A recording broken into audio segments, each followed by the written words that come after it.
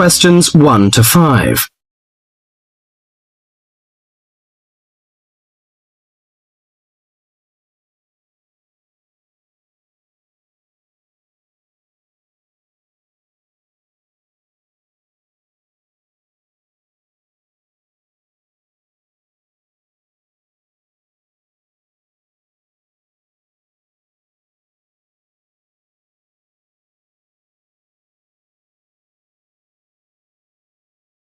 Now listen to the conversation and answer questions 1 to 5.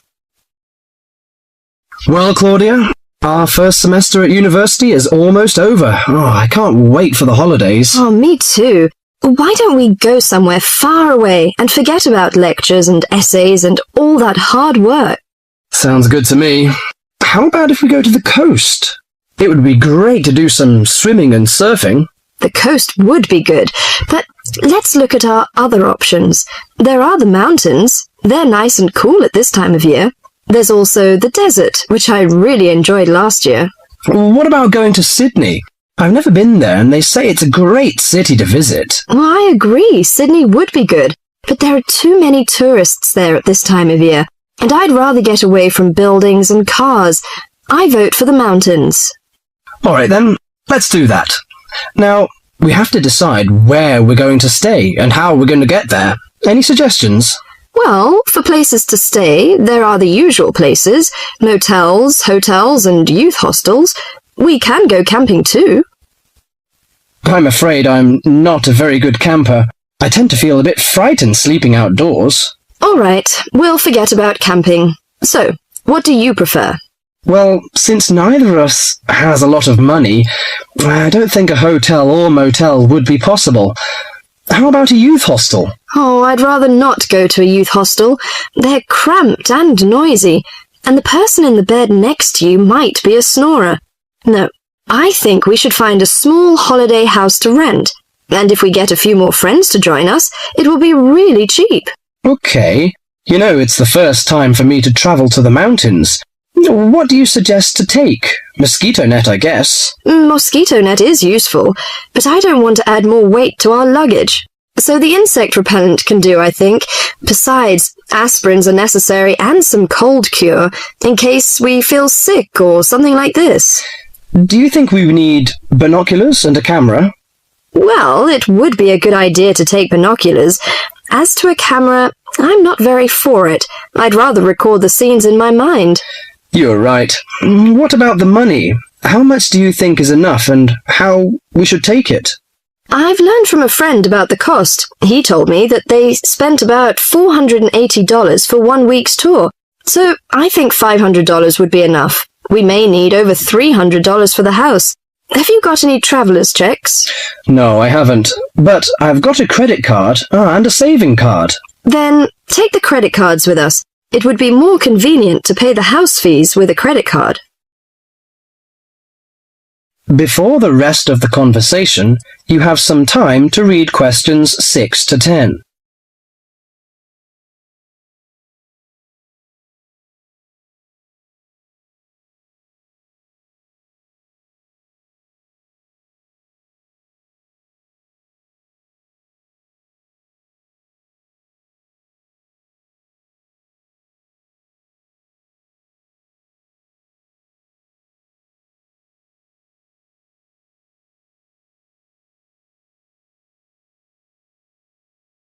Now listen carefully to the rest of the conversation and answer questions 6 to 10. Oh, I nearly forgot the date.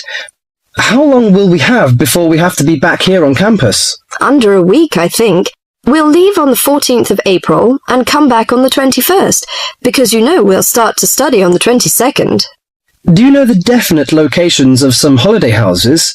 I suppose it would be nice if we book in advance. Yes. Look at this brochure here. It says that there are several holiday houses near the mountains. I prefer the one near the woods.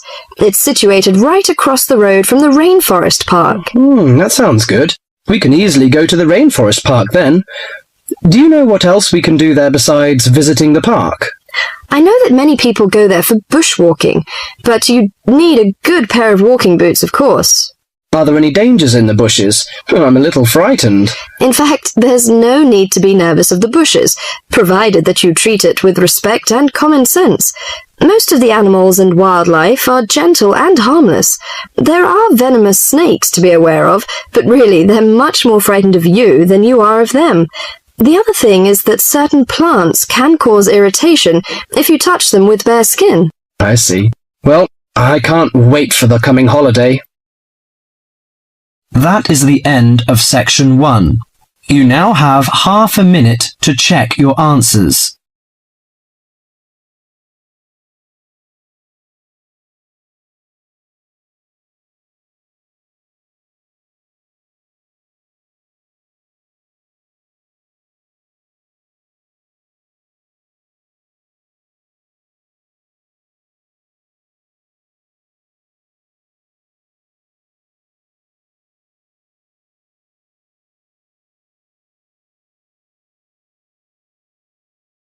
Now turn to Section 2. Section 2. You will hear a guidance counsellor talking to a group of students. First, you have some time to look at questions 11 to 14.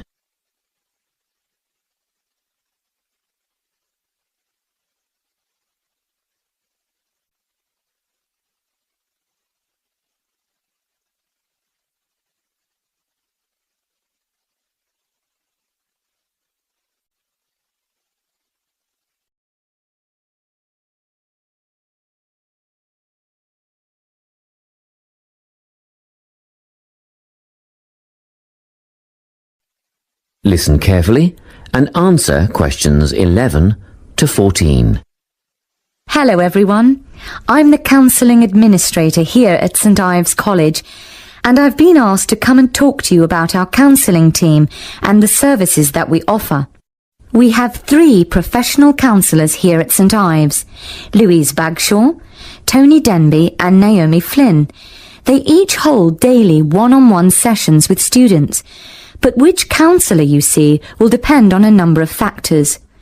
If you've never used a counsellor before, then you should make an appointment with Naomi Flynn. Naomi specialises in seeing new students and offers a preliminary session where she will talk to you about what you can expect from counselling, followed by some simple questions about what you would like to discuss. This can be really helpful for students who are feeling a bit worried about the counselling process. Naomi is also the best option for students who can only see a counsellor outside office hours. She is not in on Mondays, but starts early on Wednesday mornings and works late on Thursday evenings, so you can see her before your first class or after your last class on those days. Louise staffs our drop-in centre throughout the day. If you need to see someone without a prior appointment, then she is the one to visit. Please note that if you use this service, then Louise will either see you herself or place you with the next available counsellor. If you want to be sure to see the same counsellor on each visit, then we strongly recommend you make an appointment ahead of time. You can do this at reception during office hours or by using our online booking form. Tony is our newest addition to the counselling team. He is our only male counsellor, and he has an extensive background in stress management and relaxation techniques. We encourage anyone who is trying to deal with anxiety to see him. Tony will introduce you to a full range of techniques to help you cope with this problem, such as body awareness, time management, and positive reinforcement. Before you hear the rest of the talk, you have some time to look at questions 15 to 20.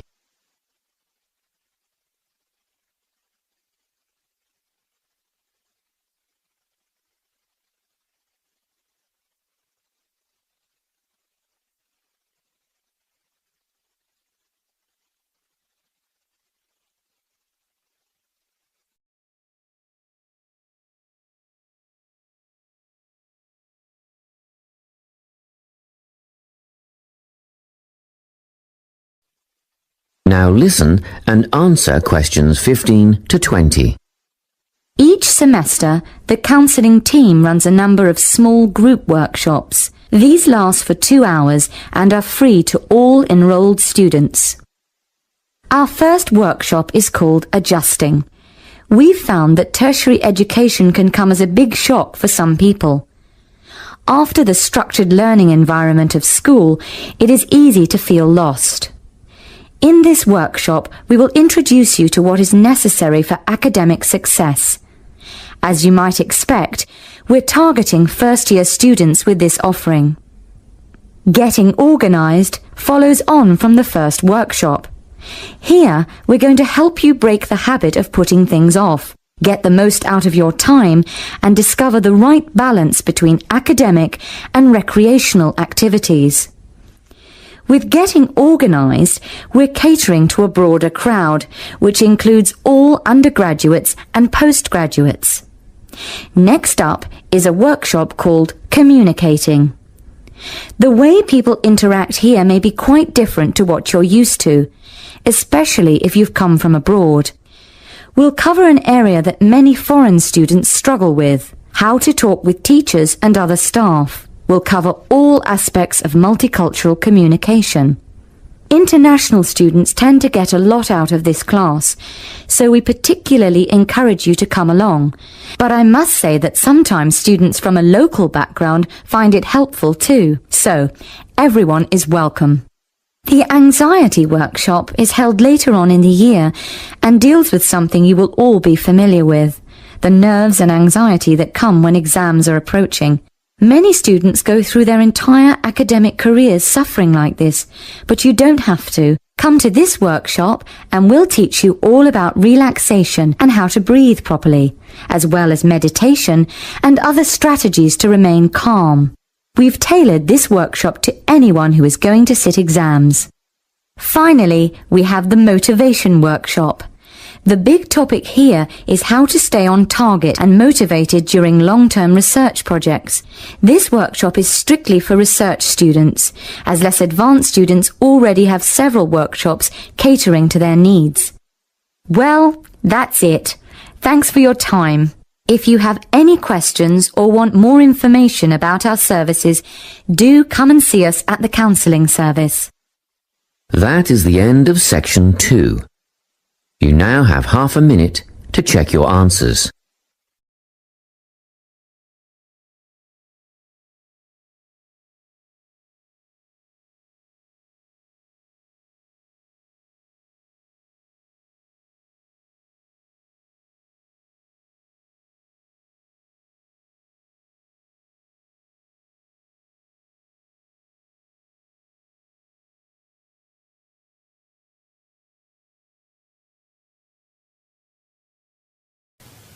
Now turn to Section 3.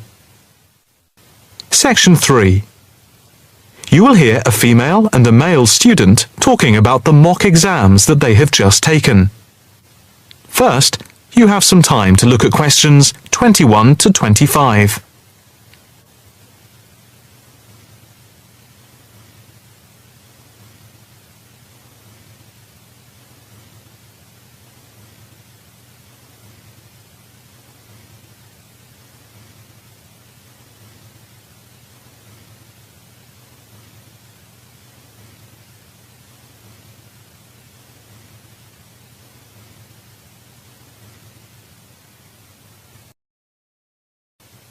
Now listen carefully and answer questions 21 to 25.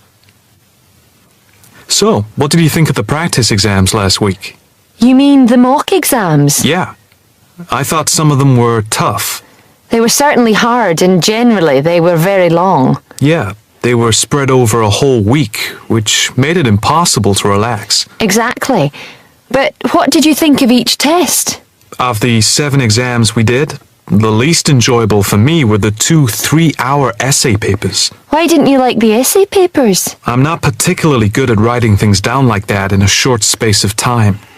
And I don't think it's a good way of testing our theoretical knowledge of medicine. I'm the opposite, I'm afraid. I'm much better in the written essay exams than the other types of tests. But what about the 2 multiple choice exam papers in basic science and anatomy? They weren't too bad. If you didn't know the answer, all you had to do was guess. That's okay, but I never feel comfortable with guessing. And you know that there is research that shows that women are disadvantaged when doing multiple choice questions compared to men. You've mentioned this before, but I'm not sure I believe it. It's true. Multiple choice questions benefit men more than women. They are a male construct. If you say so. It's not if I say so. Anyway, you have to be careful with multiple choice questions because of the negative marking. That can really bring the score down if you keep guessing and get all of the guesses wrong. It's double negative. Yeah, that is a danger. What about the role play? Did you like that? Yeah, with the actors and actresses as simulated patients. Yeah, I thought that was by far the best part of the exam. Why was that? What I liked about it was during the 24 test stations, we had a chance to show what we know about communicating with patients and show our practical medical knowledge, etc. Yes, I think I agree with you there. I enjoyed all of the stations, but I can tell you I was tired at the end. I have done a practice exam with 12 test stations, but not 24. It was exhausting, but also exhilarating. I agree completely. It lasted nearly 4 hours in total with the break. For the rest of the conversation, you have some time to look at questions 26 to 30.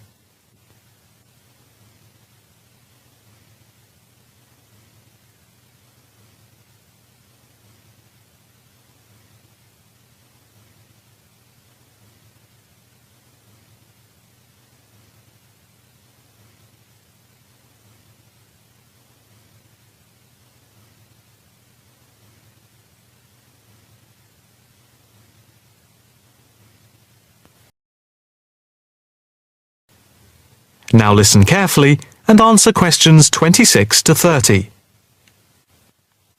What did you think of the other two exams? The two problem-solving tests? I didn't think I was going to handle them very well. But in the end, I think they went better than I thought they would. What I liked most was the test where we had to work in groups of 4, and to solve a problem, we had to prioritise actions. That was very interesting. I'm not sure I did very well in that, though. Did you feel comfortable being in a group of 4 and having 4 examiners watching you as you discussed the problem? We did practice it several times before. You learn to forget that someone is watching you. But some people are better at speaking in group situations like that, and they get the best marks. The test doesn't just assess whether people can talk a lot. It's about showing you can listen, organise your thoughts, and then show you can be part of a team, allowing other people to speak. Well, we'll have to see how it goes. When do the results of the mocks come out? They said next week, and then it's the finals 2 weeks later. Yeah, we've got that to look forward to. What is the policy on resits? Why? Are you planning to fail? No, but, well, you know what I mean. The resits are held in September, and if there is any problem after that, it goes to appeal. We'll just have to make sure we don't fail any part of the whole examination. I certainly wouldn't want to do any of it again. Me neither. It's hard when you are not allowed to fail any of the exams. I bet they don't have that policy in any other subject. Probably not. That is the end of section 3. You now have half a minute to check your answers.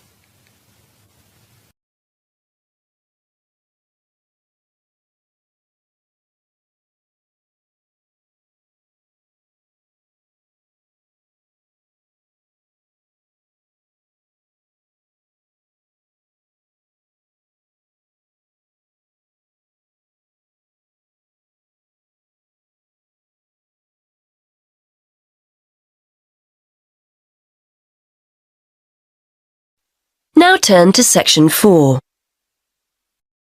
Section 4. You are going to hear a lecturer giving a talk about whale migration. First, you have some time to look at questions 31 to 40.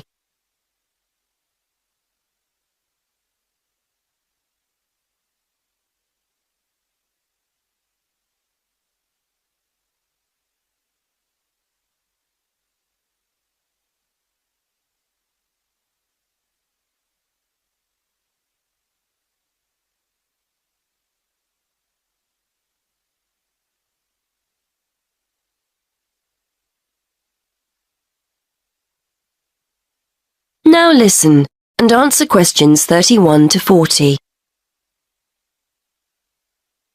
Today we're going to continue our investigation into the use of technology in plotting oceanographic migratory patterns. And I'd like to focus specifically on creatures that we didn't even realize existed until very recently. Pygmy blue whales. In particular, I'd like to talk about a high-tech method of tracking that researchers have used to find out more about these creatures. Pygmy blue whales, which are one of several subspecies of blue whales, spend their lives in the vast expanses of the Indian and Southern Pacific Oceans. They were first identified as a distinct subspecies in 1966. Before then, they were probably confused with the Antarctic or true blue whale, so it's only recently that researchers have started to learn about them and their migrations to and from their breeding and feeding grounds. Scientists are interested in pygmy blue whales because, although they are a very mobile subspecies, very little is known about their movements and their populations. Large-scale movements of whales are particularly hard to study, and what we do know about pygmy blue whales, we've mainly learned from examining whaling records. There are several populations of pygmy blue whales in the southern hemisphere and two main feeding grounds off southern and western Australia. Scientists were interested in testing their hypothesis that the pygmy blue whales feeding off Western Australia migrate to Indonesia to breed. To track the whales' movements, researchers made use of something called satellite telemetry. This refers to the use of a satellite-linked tag attached to a whale. When the antenna on the whale breaks the surface of the water, the tag communicates with a satellite system. The location of the whale can be determined when multiple satellites receive the tag's transmissions, much like how the navigation system works on a mobile phone. Researchers receive this location data in almost real time via the project website, which allows them to track the movement of the tagged whale from many miles away. The use of these tags has enabled researchers to discover that pygmy blue whales do indeed travel northwards from the west coast of Australia in March and April, reaching the warmer breeding grounds of Indonesia in June. They remain there until September, at which time they then return to Australian waters. In addition to identifying the migratory pattern of this particular population of pygmy whales, research has also shone new light on the whales' feeding patterns. It's usually assumed that whales go without food outside of the summer, when they leave their feeding grounds. But interestingly, the pygmy blue whales studied travel from productive feeding grounds off Western Australia to productive areas in Indonesia, and therefore probably still have the opportunity to feed whilst they're in their breeding grounds. It is hoped that mapping the migratory movements of the pygmy whales will help conservation efforts for these endangered animals, and the study has enabled researchers to identify specific conservation issues. For example, the migratory routes of pygmy blue whales correspond closely with shipping routes. Consequently, researchers are keen to monitor whether this has any negative effects on the whale's behaviour. Baleen whales, these are whales that use filters to feed, not teeth, use sounds to communicate and to gain information about their environment. Clearly, as pygmy blue whale movements correspond to shipping routes, there is potential for the noise generated by ships to affect communication and hence social encounters and feeding. Previously, researchers could only hypothesize that pygmy blue whales occupying Western Australian waters travelled into Indonesian waters. Now that this hypothesis has been borne out by evidence, conservation efforts can be undertaken in a wider area than just Australian waters. However, scientists aren't stopping here.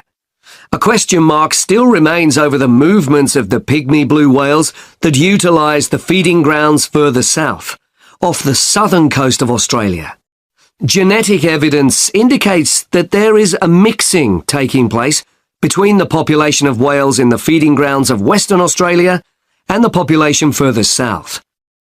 Researchers are keen to discover whether the pygmy whales from the southern feeding grounds follow a similar migration route to those from the west coast, or whether they migrate to the subtropical region to the south of Australia. As a result, there are plans to tag the pygmy blue whales further south in order to find out whether they move through the same areas as the western population and are therefore exposed to the same risks. That is the end of section 4. You now have half a minute to check your answers.